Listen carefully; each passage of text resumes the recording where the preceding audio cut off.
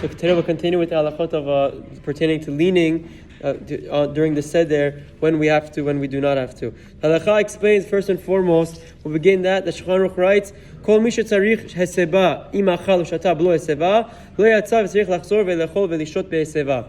Any scenario where you need to be leaning, someone needs to be reclining, and were not leaning, whether it was eating the matzah or drinking one of the 4 cups.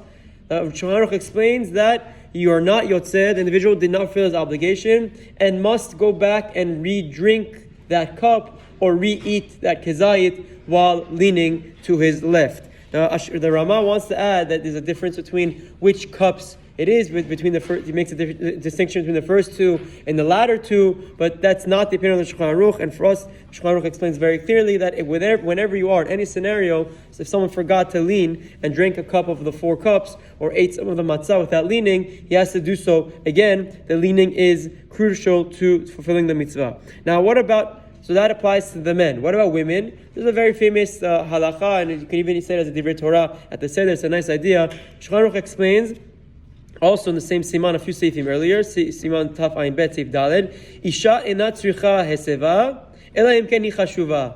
A woman, we'll read it literally, a woman does not need to be lean unless she's important. Meaning, only important women need to lean at the Pesach Seder. And the Rama adds, Hagav ve'kol hanashim shelanu mirke chashuvot. And all of our women today are considered important people. This is a very nice drasha. You can say at the Seder, there's no women here, so no one's going to know that I said this, but beautiful idea that really Mekar Din, they don't have to lean, unless they're important. And today, all of our women are important. So therefore, you have to lean also. So that's the halacha, and it's an important idea that also the women should be leaning. But the Rav Ovadia explains, in a scenario where a woman drank one of the 4 cups and did not lean, they read it down here. Because